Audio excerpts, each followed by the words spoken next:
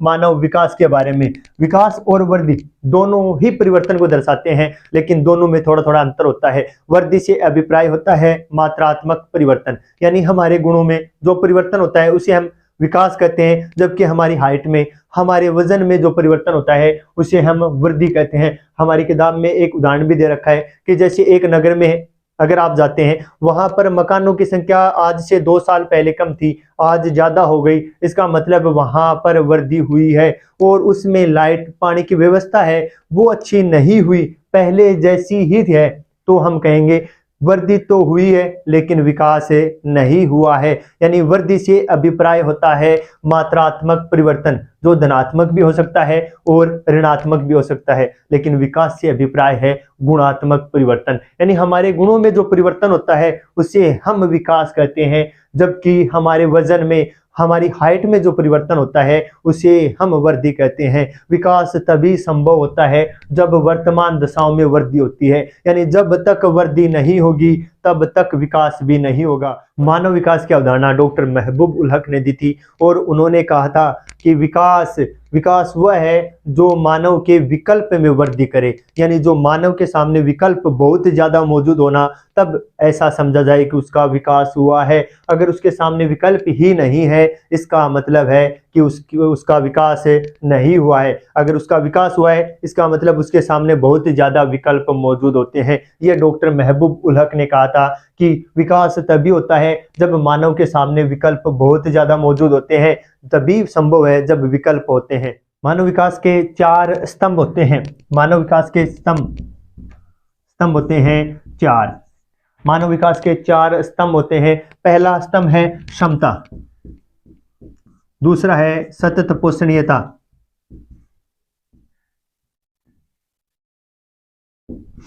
तीसरा है उत्पादकता और चौथा है सशक्तिकरण। ये मानव विकास के 4 स्तंभ हैं। पहला है क्षमता, दूसरा सतत पोषणीयता, तीसरा उत्पादकता और चौथा रहेगा सशक्तिकरण, यानी मजबूत बनाना। चारों के बारे में हमें पता होना चाहिए। से अभिप्राय है कि प्रत्येक व्यक्ति के सामने समान अवसर उपलब्ध होने चाहिए। दूसरा है हमारा सतत पोषणीयता, इसका अभिप्राय है कि हम अब वर्तमान दशाओं में अगर विकास कर रहे हैं, वर्तमान दशाओं में विकास कर रहे हैं, लेकिन आने वाली पीढ़ी को कोई उससे नुकसान ना झेलना पड़े। यानी वर्तमान दशाओं में परिवर्तन तो हो, वर्तमान दशाओं में वर्तमान जनसंख्या का विकास तो हो, लेकिन आने वाली पीढ़ियों की अवहेलना न की जाए। यही सतत पोषणीयता है, यानी भविष्य के बारे में सोचकर चलना ही सतत पोषणीयता है। उत्पादकता से मतलब है कि प्रत्येक व्यक्ति है जिसकी कार्य क्षमता है वो ज्यादा होती है, उसकी कार्य क्षमता बढ़ाना और उसे उत्पादन में सहयोगी बनाना उत्पादकता कहलाती है। सशक्तिकरण का अभिप्राय है मजबूत करना, यानी अपने फैसले खुद ले सके इतनी जनता को मजबूत करना, ये है सशक्तिकरण। क्षमता मतलब सभी को समान अवसर उपलब्ध करवाना। सतत पोषणीयता का मतलब है वर्तमान जो जनसंख्या है उसका तो विकास हो, लेकिन आने वाली पीढ़ियों के उसका नुकसान न झेलना पड़े। उत्पादकता मतलब है उत्पादन में सहयोगी बनाना, कार्य क्षमता को बढ़ाना। सशक्तिकरण का अभिप्राय है मजबूत बनाना, जो जनता है उसको मजबूत बनाना ताकि वो अपने फैसले है वो खुद ले सके। ये मानव विकास के 4 स्तंभ हैं। और मानव विकास के 4 ही उपागम हैं। मानव विकास के उपागम भी कितने हैं? 4। मानव विकास के उपागम भी कितने हैं? 4 उपागम है। आय उपागम, दूसरा रहेगा कल्याण उपागम, तीसरा रहेगा आधारभूत आवश्यकता उपागम, और चौथा उपागम रहेगा हमारा क्षमता उपागम।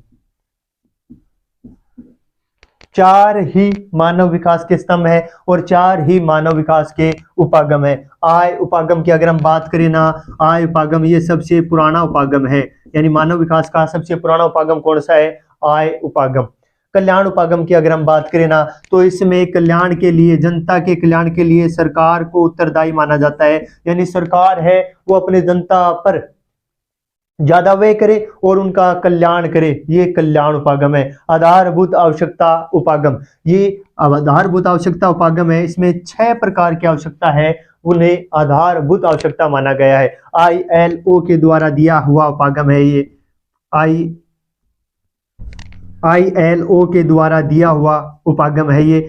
इंटरनेशनल लेबर ऑर्गेनाइजेशन, तो उसके द्वारा दिया हुआ उपागम कौन सा है? आधारभूत आवश्यकता उपागम। और उन्होंने 6 प्रकार की आवश्यकता है वो सभी के लिए आवश्यक मानी है। 6 आवश्यकता में अगर हम बात करें ना, 1 नंबर सभी को रहने के लिए घर यानी कि आवास, दूसरा खाना खाने के लिए यानी खाना या यूं कहे भोजन,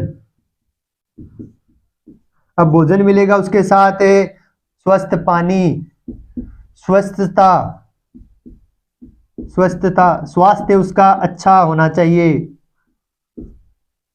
1 2 3 4 5, लास्ट रहेगी हमारी शिक्षा, 6 नंबर शिक्षा। यानी 6 प्रकार की आवश्यकता है वो प्रत्येक नागरिक के लिए आवश्यक मानी गई है। पहली है आवास होना चाहिए, फिर उसके पास भोजन सबको मिलना चाहिए, पानी है सबको मिलना चाहिए, स्वस्थता, स्वास्थ्य और शिक्षा, ये 6 प्रकार की आवश्यकता है वो प्रत्येक व्यक्ति को मिलनी चाहिए। यानी ये क्या है? आधारभूत आवश्यकता है। हमारा क्षमता उपागम, ये डॉक्टर अमर्त्य सेन ने दिया था, अमर्त्य सेन के द्वारा दिया हुआ उपागम है। अमर्त्य सेन का संबंध किस उपागम से है? तो हम कहेंगे क्षमता उपागम से। 4 उपागम है। आय उपागम सबसे पुराना उपागम है, यानी प्रत्येक व्यक्ति की आय को उसके विकास का आधार माना जाता है। कल्याण उपागम की हम बात करें ना, तो इसमें व्यक्तियों के कल्याण के लिए यानी जनता के कल्याण के लिए सरकार को उत्तरदायी माना जाता है, तो सरकार अपनी जनता पर व्यय करे और उनका कल्याण करे। आधारभूत आवश्यकता उपागम है वो इंटरनेशनल लेबर ऑर्गेनाइजेशन, अंतरराष्ट्रीय जो श्रम संगठन है उसके द्वारा दिया हुआ उपागम है, और उन्होंने 6 प्रकार की आवश्यकता है उन्हें आधारभूत आवश्यकता में शामिल किया है। पहली है आवास, भोजन, पानी, स्वच्छता, स्वास्थ्य और शिक्षा, ये 6 प्रकार की हमारी आधारभूत आवश्यकता है। लास्ट रहेगी क्षमता उपागम। क्षमता उपागम का संबंध डॉक्टर अमर्त्य सेन से है, याद रखना है हमें, इनसे छोटे प्रश्न ही पूछे जाएंगे। क्षमता उपागम का संबंध किससे है? डॉक्टर अमर्त्य सेन से। मानव विकास सूचकांक है वो 0 से 1 के मध्य दिया जाता है, 0 से 1 के मध्य। अब 0 से 1 के मध्य किस आधार पर दिया जाता है? तो वो चेक करते हैं स्वास्थ्य और संसाधनों तक पहुंच,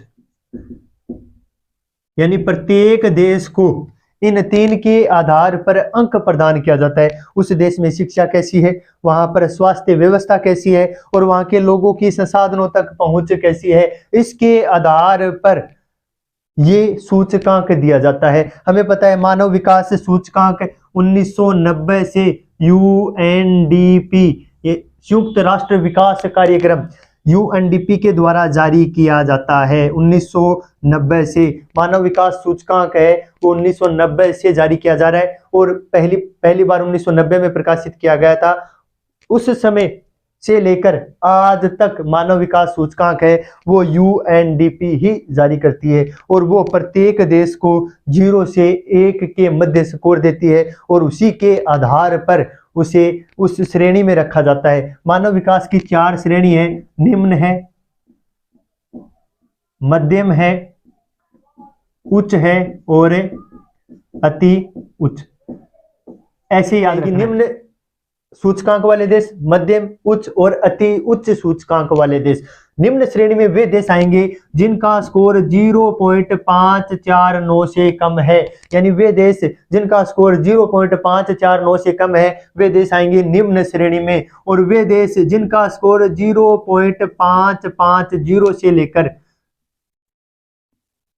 700 तक 0.700 तक है, वे देश आएंगे 0.700 तक है, वे देश आएंगे मध्यम श्रेणी में, और जिन देशों का स्कोर 0.701 से लेकर 0.799 तक है वे देश आएंगे उच्च में, और जिन देशों का स्कोर 0.800 से ऊपर है वे देश आएंगे अति उच्च में। याद रखना है 549, 700, 799 और 800 ऐसे याद रख लेंगे। 0 पहले लगाना है हमें सब पे, ठीक है ना। ऐसे क्रम से याद रखेंगे ना तो याद रह जाएगा। निम्न 549 तक, फिर 700 तक आएंगे उच्च, अति उच्च 700 तक आएंगे मध्यम, फिर उच्च आएंगे 700 से 701 से 799 तक, और फिर 800 के ऊपर रहेगा ना वो देश जिसका स्कोर 0.800 से ऊपर है वो अति उच्च में शामिल हो जाएगा।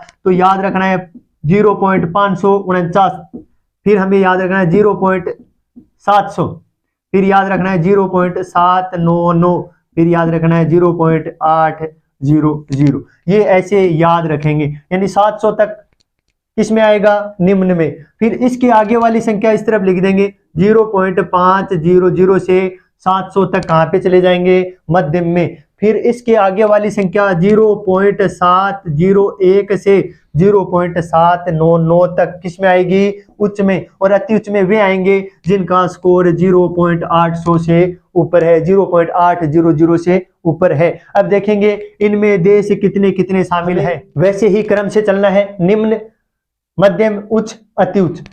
निम्न में रहेंगे 38 देश, मध्यम में है 39, उच्च में है 53 देश, और अति उच्च में रहेंगे 59 देश। यानी ये याद रखने 38, 39, 53, 59, 38, 39, 53 और 59 हमें याद रखना है। पहले ये याद रख लो, निम्न, मध्यम, उच्च, अति उच्च, निम्न, मध्यम, उच्च, अति उच्च। फिर ये याद कर लो 0.549 से कम वाले हैं वो निम्न में होंगे। फिर 549 से आगे वाली संख्या है वो एक बार छोड़ दो आप, 549, 700, 799 और 800, 549, 700, 799 और 800। फिर इस तरफ वाली संख्या, आगे वाली संख्या जोड़ते चले जाओ और वे पूरे देश आ जाएंगे। फिर इनकी क्रम 38, 39, 53 और 59 देश हैं वो इनमें शामिल है। 38 है निम्न में, 39 मध्यम में, 53 है उच्च में, और 59 देश है वो अति उच्च स्कोर है जिनका 59 देश है उनका स्कोर बहुत ही ज्यादा है। अब अगर हम बात करें भारत की, तो भारत का 2018 में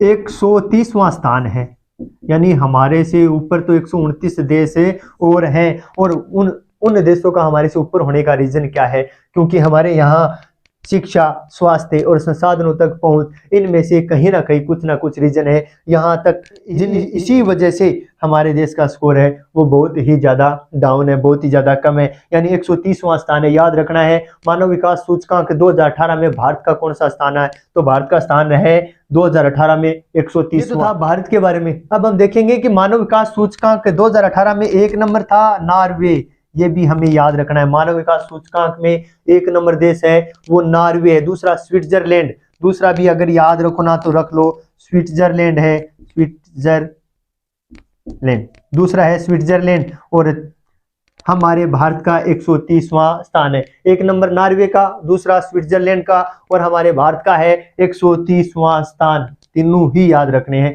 भारत का 130वां 2018 के अनुसार 130वां है, 1 नंबर नॉर्वे का है और 2 नंबर स्विट्जरलैंड का है। मानव विकास सूचकांक में स्थान वाले देश हैं ये। बस यही हमारा पार्ट था, बहुत ही ज्यादा इजी है। और आशा करता हूं अगर एक बार में आपको समझ में नहीं आएगा ना, एक बार दोबारा देख लो, पूरा का पूरा पार्ट अच्छी तरह समझ में आ जाएगा। क्योंकि इसमें जो मोस्ट बातें हैं वो विकास और वृद्धि में अंतर याद रखना है। विकास का अभिप्राय आंतरिक परिवर्तन, गुणात्मक परिवर्तन। वृद्धि का अभिप्राय बाहरी परिवर्तन। वृद्धि मतलब वजन में परिवर्तन, वृद्धि का मतलब होता है हाइट में परिवर्तन। तभी संभव है जब वर्तमान दशा में वृद्धि होती है। उसके बाद में हमने देखे हैं मानव विकास के स्तंभ 4 हैं, समता, सतत पोषणीयता, उत्पादकता, सशक्तिकरण। समता मतलब सबको समान अवसर उपलब्ध करवाना।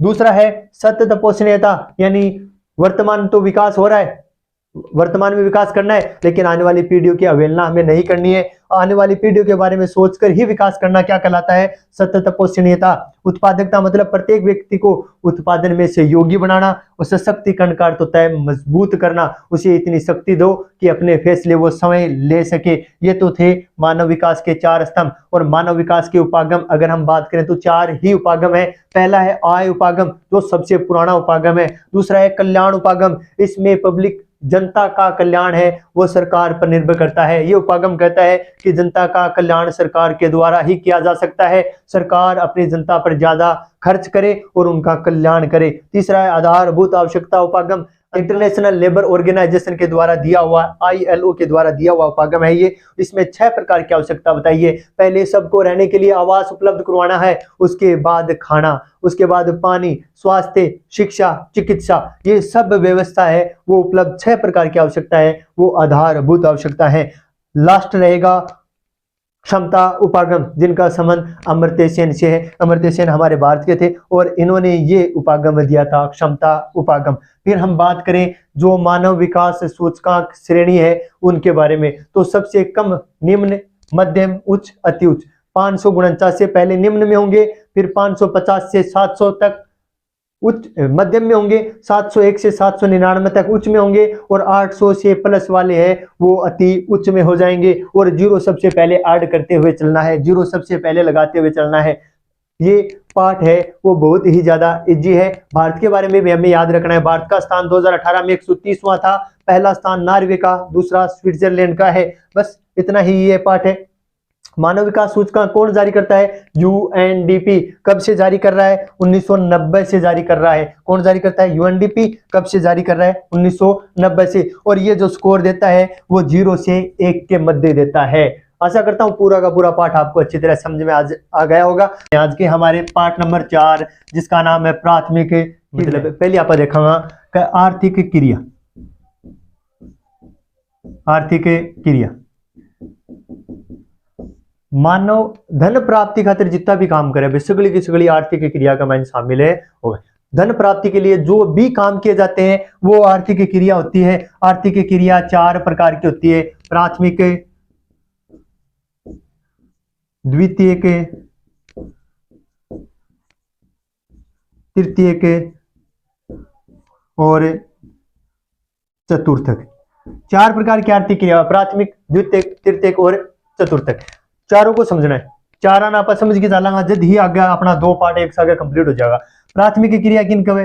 यानी प्राथमिक क्रिया वे जो अपना दादा परदादा पुराने टाइम में काम करता, यानी पुराने टाइम में क्या करता, ये जंगल का में रहता तो आखेट करता। ठीक है, आखेट के बाद में बे फल फूल इकट्ठा कर लेता, खाने खुनारी फल फूल है बे इकट्ठा कर लेता, यानी प्राचीनतम आर्थिक ज्ञात क्रिया है ये। उसके बाद मनुष्य ने सोचा ठीक है आका ऊपर अपना जीवन यापन को नहीं उसके आखेटू भी जानवर तो खत्म हो जाएगा, फल फूल कितना दिन इकट्ठा करांगा।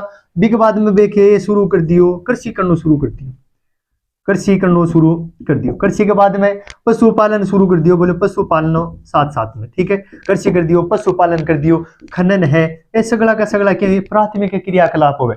द्वितीय क्रिया की आप बात कराने तो प्राथमिक क्रिया का माइनसु जो भी चीज मिल रहे बी को रूप परिवर्तन घटा के हुए उद्योगाम हो गए, यानी विनिर्माण यानी उद्योग है बे क्या माजी द्वितीय की क्रिया। द्वितीय क्रिया काम ही हुए कि कच्चे माल को रूप बदल की बिके मूल्य में वृद्धि करना द्वितीय क्रिया कहलावे। कच्चा माल कट में लगो प्राथमिक क्रिया छू, और दूसरे माह की बी को रूप में परिवर्तन हो जाएगो और बी के मूल्य का मान वृद्धि हो जाएगी। जहां पर बात कराएं कि चिप्स की, चिप्स के लिए कच्चो माल है आलू, एक आलू है वो 1 रुपये या 1.5 रुपये का है, पूरे तो 1 रुपये को है, लेकिन 20 यूं ले जाके उद्योग में अब चिप्स बना दी और चिप्स बन गई 5 रुपये की। आलू तो गोल है, रूप में परिवर्तन हो, चिप्स अलग प्रकार की बन गई और मूल्य का मान भी वृद्धि। द्वितीय क्रिया ही तो है, बी का रूप में परिवर्तन करना और बी का मूल्य में वृद्धि करनी, द्वितीय क्रिया कहलावे। ठीक है, विनिर्माण और उद्योग जैसी। तृतीय क्रिया नापा कमा सेवा सेक्टर, सेवा सेक्टर, सेवा सेक्टर कहां? अब सेवा सेक्टर क्या एक मैंने जितनी भी प्रकार की चीज है ना विश्व अपना सेवा मिलेगी। जी हाँ, बैंक है, बीमा है, बी के अलावा अगर आप बात करा परिवहन है, बी के अलावा अगर आप बात करा तो अध्यापक है, डॉक्टर है, यानी भुगतान के बदले जो भी अपना सेवा मिलने लग रही है। बी के अलावा अगर आप देखा ने तो आज के लिए डिलीवरी बॉय है जो घर तक अपना ने सामान दे के जावे ने, वे भी सेवा सेक्टर में आ जाए। तृतीय के क्रियाकलाप में डॉक्टर है, वकील है, अध्यापक है, नाई है, धोबी है, मोची जिसू भी पैसा दे के अपना सेवा प्राप्त हो रही है वे सगला सगला क्या माजी सी तृतीय के क्रियाकलाप माजी। चतुर्थ क्रियाकलाप है यही सूचना का संग्रहण, सूचना का संग्रहण और सूचना का उत्पादन करने वाले। ठीक है ना, ये क्या माजी सी चतुर्थ के क्रियाकलाप माजी सी। प्राथमिक में कच्चो माल, द्वितीय में रूप में परिवर्तन, तीसरे में अपना सेवा मिल जैसी, चौथे का मायने सूचना है, बी चीज के बारे में अपना नॉलेज हो जैसी, ठीक है ना।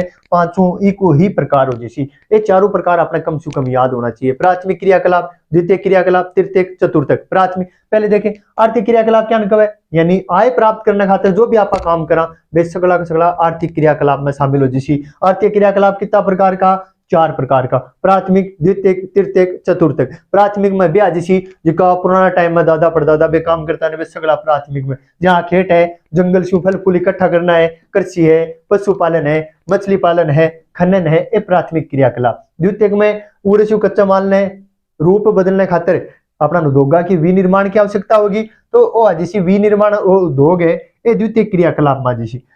तृतीय की बात करा तो तृतीय क्रियाकलाप में सेवा सेक्टर कब है, जो भी पैसा के बदले अपना सेवा मिलती रहे वे तृतीय क्रियाकलाप में बैंक है, बीमा है, परिवहन है, और जितना भी जो आदमी है जो अपना पैसा लेके अपना सेवा देवे वे तृतीय क्रियाकलाप में जैसी। जहाँ नाई है अब पैसा देवा बाल काट देवे, धोबी है, मोची है, अध्यापक है, डॉक्टर है, वकील है, और डिलीवरी बॉय है जो अपना घर तक अपना सामान लेके देवे लाके देवे, तो वे भी क्या जैसी तृतीय क्रियाकलाप में। चतुर्थक में आसी सूचना का संग्रहण और उत्पादन। बहुत ही अच्छी तरह मैं तुम्हें समझा दियो, अब थारे पर थे किसोक समझो। आज सिर्फ और सिर्फ आप एक बारे में ही पढ़ांगा प्राथमिक क्रिया के बारे में। अब आप शुरू करांगा अपनो पाठ नंबर 4 प्राथमिक क्रिया। प्राथमिक क्रिया का मैंने आप पढ़िया पहली पोते आदमी क्या करता, आखेट करता और भोजन संग्रहण करता। भोजन संग्रहण यानी दो काम करता ने, तो ये प्राचीनतम आर्थिक ज्ञात क्रिया है, भोजन संग्रहण और आखेट। प्राचीनतम आर्थिक ज्ञात क्रिया कौन कौन सी है, तो आखेट और भोजन संग्रहण। अब एक करने खातिर वे क्या करता, वे समीप का वातावरण पर निर्भर रहता। समीप के वातावरण यानी जिकोबा के नजदीक जंगल लागतो ने भी जंगल का वहां जाता, आखेट कर लेता और भोजन संग्रहण कर लेता। समीप का वातावरण पर वे क्या होता, एकदम निर्भर होता। अब आदिकालीन लोग है ये काम करता, कौन करता, आदिकालीन लोग है वो ऐसे काम करते थे, कैसे, आखेट करना और भोजन संग्रहण करना। अब इसमें न तो ज्ञान की आवश्यकता होती थी और न ही कोई तकनीक की आवश्यकता होती थी और न ही ज्यादा कोई पैसों की आवश्यकता होती थी। आखेट करना है, वाटो उठायो दी खींच की, आखेट हो गयो, शिकार हो गयो। पुराने टाइम में भोजन इकट्ठो करना है, जंगल में गया, जो भी चीज मिली इकट्ठी करके लेके आया, तो कौन से ज्ञान और कौन से तकनीक की आवश्यकता होगी, यानी कोई भी ज्ञान और तकनीक की आवश्यकता इसमें नहीं होती थी। और भोजन भी अधिशेष नहीं रहता था, यानी भोजन भी अधिशेष नहीं रहता था। जंगल में जाता ग्रुप बना के, और बड़े जितना ज्यादा होता है वे शिकार करता, और बेदिशेष एक और रहते। क्यों, क्योंकि 5-7 जना सागे जाता, ग्रुप बना के जाता, और एक दो शिकार हो तो या थोड़ी बहुत चीज बाद जंगल से मिल जाती, और पांति करता थोड़ा थोड़ा पांति आतो, तो भोजन अधिशेष इसमें नहीं रहता था। ये दोनों काम भोजन संग्रहण होता कट है। भोजन संग्रहण दो ही जगह हुए, कह तो वह उच्च अक्षांश पर या फिर वह निम्न अक्षांश पर। उच्च अक्षांश पर तो बहुत ज्यादा सर्दी पड़े इसलिए बैठा हुआ है, और निम्न अक्षांश मतलब भूमध्य रेखा के नजदीक में भी भोजन संग्रहण को काम हुआ है। उच्च अक्षांश उत्तरी ध्रुव और दक्षिण ध्रुव पर भी हल्का काम हुई, और भूमध्य रेखा के नजदीक भी भोजन संग्रहण करने को काम हुआ, दोनों ही याद रखना है। अब देखो चिकल क्या कब है, चिकल कब है, अपा जी च्युइंगम ने चूसने के बाद का माइन जिको रबड़ बच जावे बिन फेंकाने बारे बिन कवे चिकल। और चिकल वो बने जेपोटा वृक्ष के दूध से, याद रखना है। चिकल क्या कवे, च्युइंगम को चूसने के बाद शेष बचे भाग को चिकल कहते हैं, और ये जेपोटा वृक्ष के दूध से बनता है, याद रखना, ठीक है ना। आगे अपनो पॉइंट है पशु चारण। आखेट सु परेशान, भोजन संग्रहण सु परेशान आदमी सोचो, बोलो यहाँ तो अपनो जीवन को भरण पोषण को नहीं हो सके, तो वो के काम शुरू कर दियो, पशु पालने को काम शुरू कर दियो, पशु चराने को काम शुरू कर दियो, ठीक है ना। क्या सु परेशान, आखेट सु परेशान, आखेट करता करता आगता हो गया, बेरो पड़ गयो, यहाँ अपनो जीवन यापन को नहीं हो सके, क्योंकि रोज की जाता है तो हर दिन शिकार तो को नहीं होता, हर दिन बन भोजन इकट्ठो करने को तो टाइम को नहीं मिलतो, हर जगह दिन बन मिलतो को नहीं भोजन, तो बे के काम शुरू कर दियो, पशु चारण को काम शुरू कर दियो। और पशु चारण में पहलो है चलवासी पशु चारण। चलवासी पशु चारण, चलवासी मतलब एक स्थान से दूसरे स्थान पर ले जाके जगह पशु चरावे ने बिन कहे चलवासी पशु चारण, ठीक है ना, और याद रखनी। इनमें अगर आप देखा ने तो जिको पशुपालक हुआ ने वो पूरी तरह से वो क्या पर निर्भर होगो, पूरी तरह से पशुओं पर निर्भर होता है। चाहे भोजन की बात कर लिया, भोजन की बात कर लिया, चाहे परिवहन की यानी यातायात की बात कर लिया, उस क्या पर निर्भर होगो, आपका पशु आप पर निर्भर होगो। रेवड़ देख रहे हो आप लोग, बिन भोजन भी भटसू मिले और यातायात देखा ने रेवड़ का मैंने गधा घोड़ा एक दो चीज रखे ताकि वे परिवहन की जगह पर काम में ले सके, और बाकी पीठ पर जितने भी वाको सामान होने वो सगड़ो लाद की भी रेवड़ के साथ एक जगह से दूसरी जगह लेके जावे। तो यातायात और परिवहन और भोजन के लिए क्या पर निर्भर हुई जगह पशुपालक है, वे पशुओं पर ही निर्भर हुए। और कई तरह का एक मैंने पशु पाले जाए, ठीक है ना, पशुपालन कई तरह के होते हैं, यानी कई तरह का पशु पाले जाओगा, आ चीज अपना याद रखनी है, और पूरी तरह ही पशु पर निर्भर होगा। जगह पशुपालक हो ऋतु प्रवास करें, ऋतु प्रवास, ऋतु प्रवास क्या मतलब है, ऋतु के अनुसार एक जगह से दूसरी जगह जाना। गर्मियों का मौसम में क्या करेगा, ऊपर को भाग पर चल जाओगा, और सर्दियों का मौसम में वापिस से मैदानी भाग में जैसी, ठीक है ना। वो मौसम के अनुसार आनो जानो ही क्या कहलावे, ऋतु प्रवास। ऋतु के अनुसार प्रवास करना ऋतु प्रवास। गर्मियों में ऊपर चल जाओगा और सर्दियों का माइन वापिस से धरातल पर आ जाओगा, ठीक है ना, नीची जगह आ जाओगा, तो वो है ऋतु प्रवास। अब आप बात करांगा एक माइन दूसरे प्रकार की, वाणिज्य पशुधन पालन, वाणिज्य पशुधन पालन, वाणिज्य पशुधन पालन। तो एक माइन क्यों है, एक निश्चित बाड़े का माइन अपना पशुपालन रखना पड़े, यानी बाड़ा बनाना पड़ता है, बढ़िया बढ़िया किस्म का अपना पशु लेके आना पड़ेगा, उच्च, ठीक है ना। तो उच्च किस्म का पशु, बढ़िया किस्म का पशु लेके आऊंगा, बाड़ा की व्यवस्था करांगा, अठे यान खाने की, अठे यान पीने की व्यवस्था, अठे सब कुछ उरे ही काम करांगा, एक जगह झट रखांगा, यानी लेके कौन फिरांगा। तो एक माइन पैसे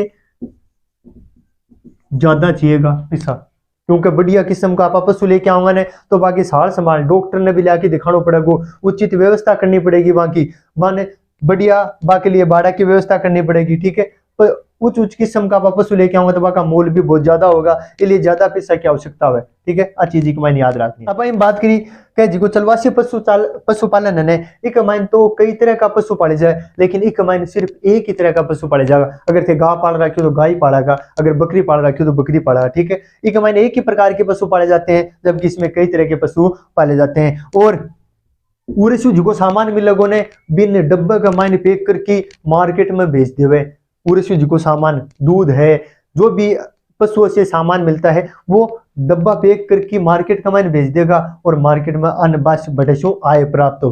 देखा कृषि के बारे में, कृषि फसल ने बोनो और काटनो के अलावा कृषि के अलावा कृषि आप देखा, पहली कृषि है आदिकालीन निर्वाह कृषि। आदिकालीन यानी अपना दादा परदादा बुजुर्ग जो करता ने, जिन आप स्थानांतरित कृषि कहा अपनी किताब में, स्थानांतरित कृषि यानी स्थान बदल बदल कर एक भूखंड पर गया भी जंगल का मन जाके तब भूखंड आप साफ कर लियो, पूरे जगह पेड़ पौधे बन तो काट दिया, और जी घास है ने भी ऊपर आप आग लगा दी, आग लगा दी, इसलिए इन्हें आपा के कवा कर्तन दहन कृषि भी कवा, आग लगावा जी कारण के कवे कर्तन दहन दहन कृषि। और 305 साल तक पूरे क्या करेगा वे कृषि कार्य करेगा, फिर अनुपजाऊ हो जाएगी तो आई प्रक्रिया दूसरी जगह जाके दोहराओगा, ठीक है ना, फिर उरे से वापिस उड़ा जाओगा। इस हिसाब से कृषि करता इन आपा की आदिकालीन निर्वाह कृषि, एक मायने पूरा का पूरा घर का जितना सदस्य होगा ने वे सगड़ा का सगड़ा एक मायने काम करेगा, ठीक है ना। और सामान हिस्सों ही एक मायने उगाए जाओगे जो अपना घर चाहिए, आप सिर्फ अपने लिए ही उगास्या, अपनो भरण पोषण करने खातिर उगास्या, ठीक है। आ चीज की मायने याद रखनी है, आदिकालीन निर्वाह कृषि। दूसरी है गहन निर्वाह कृषि, गहन निर्वाह कृषि। गहन निर्वाह कृषि दो प्रकार की हुए, एक तो चावल प्रधान, चावल प्रधान, और एक हुआ चावल रहित। नाम से बेरो पड़े, पहले हम तो चावल ही मुख्य फसल होगी और आकड़ बोई जाएगी, जट सिंचाई की उचित व्यवस्था होगी। और जी अपने राजस्थान की अगर आप बात कराने तो उरे तो सिंचाई की व्यवस्था को नहीं, पानी पीने को नहीं, तो चावल फसला खातर तो उगो घटू, तो चावल रहित कृषि आपने करी जावे, ठीक है ना। जहां पर पानी की व्यवस्था नहीं हो, सिंचाई की व्यवस्था नहीं हो, वहां पर चावल रहित कृषि की जाती है, और जहां पर पानी की व्यवस्था उचित व्यवस्था हो वहां पर चावल प्रधान कृषि की जाती है, दोनों याद रखनी है। फिर है रोपण कृषि।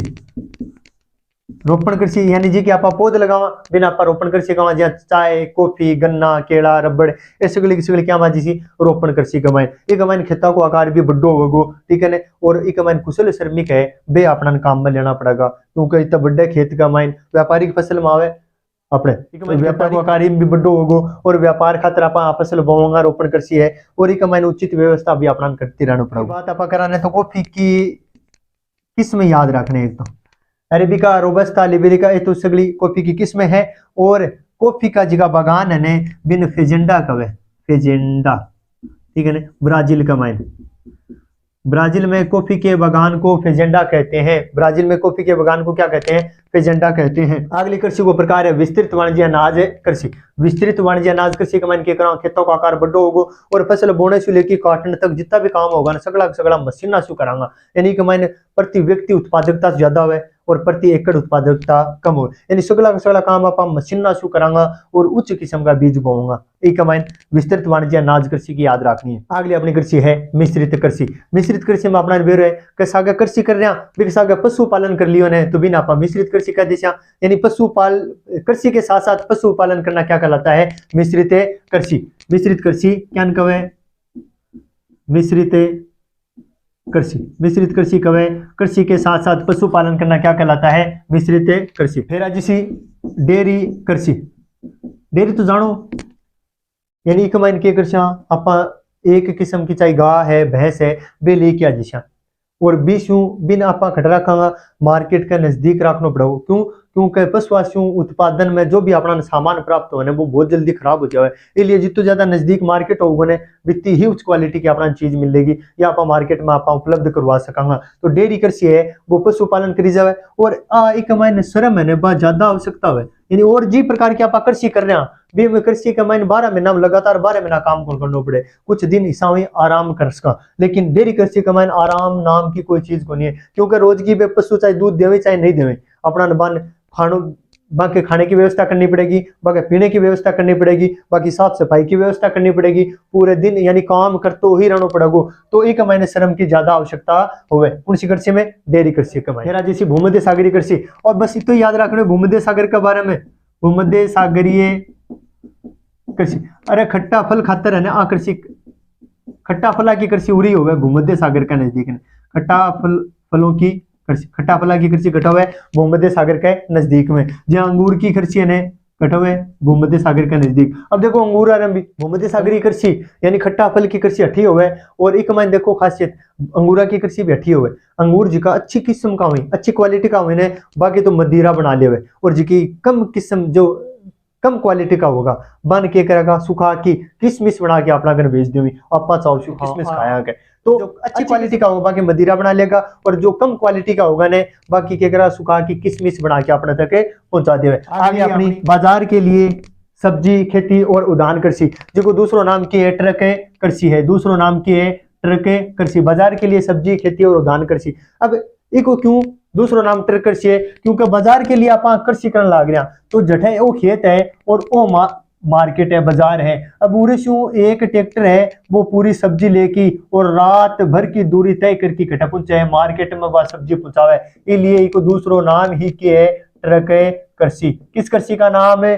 ट्रक कृषि है। तो बाजार के लिए सब्जी खेती है कृषि है, बिको नाम ही दूसरों की है ट्रक कृषि है। सहकारी और सामूहिक कृषि का मैंने अंतर देखा। सहकारी में क्या होगा एक सहकारी संस्था बना होगा बा किसानन क्या करेगी बीज से लेके और फसल बेचने तक को पूरा काम उपलब्ध करवा देगी, यानी बा संस्था है सगलो काम बा ही करेगी। तो बा होगी सहकारी कृषि। सामूहिक कृषि क्या करा 5-7 किसान आपस में मिलकर आपका खेत आपस में मिला लेगा, जय खेती आपके थोड़ा थोड़ा काम में लेने खातिर थोड़ी थोड़ी जगह रख लेगी और बीज का खेत मिला लिया और ये सगला का सगला सदस्य एक महीने काम करेगा। जितना भी ये 4 किसान है अगर पूरा का पूरा घर का सदस्य एक महीने सगला मिलकर काम करेगा, इन आप कहूंगा सामूहिक कृषि। जबकि सहकारी में क्या करेगी एक संस्था काम करेगी, संस्था ही बीज उपलब्ध करवाएगी और पूरी की पूरी जहाँ लास्ट तक को काम है वह संस्था करेगी, वह सहकारी हो जिसी और सगला मिलकर करेगा बिन सामूहिक कृषि कह देसा। ठीक है ना। बाद में अपना जिसी खनन जमीन ने खोदरों के कलावे खनन कलावे अब जमीन क्यों खोदना? खनिज निकालने के लिए। खनिज निकालना नहीं आप कहूंगा खनन कहूंगा। 2 प्रकार का विवृत खनन जब जमीन की ऊपरी परत हटाने से अपना कोई चीज मिल जाए तो बिन आप कहूंगा विवृत खनन। जब अंदर गहराई में मिलगो और निकालने के लिए कूपा को सहारो लेना पड़े ने तो बिन आप कहूंगा कूप की खनन। ठीक है ना। जब ऊपरी मिल जाए तो विवर्त खनन, जब अंदर से निकालांगा तो कूप की खनन, दोनों ही याद। सामूहिक कृषि होने बिने सोवियत संघ रूस में सोवियत संघ में के कवे कोल्लक खोज कवे, सामूहिक कृषि को सोवियत संघ में कोल्लक खोज कहते हैं। बढ़िया प्रश्न है, याद रखना है। सामूहिक कृषि को सोवियत संघ में क्या कहते हैं? कोल्लक खोज कहते हैं। और लास्ट खनन है, खनन दो प्रकार का, विवर्त खनन और कूप की खनन। विवर्त खनन कवे जब जमीन के ऊपर गहराई पे ऊपरली परत हटाते हैं, अपना कोई खनिज मिल जाए, बिन थोड़ी सी मिट्टी हटाते हैं खनिज मिल जाए तो बिन तो कहूंगा विवर्त खनन। जब जमीन के अंदर गहराई का मान खनिज है और वो खनिज निकालने के लिए अपना कुप्पा को सहारो लेना पड़े, बिन आपा कहूंगा कूप की खनन। दोनों ही खनन की विधियां ही, वो तो अपना दूसरा पार्ट पूरा को पूरा थारा समझ में आ गया होगा। और नहीं भी आए ना तो एक बार रोजू देख लियो, ताकि आज के लिए इतना ही।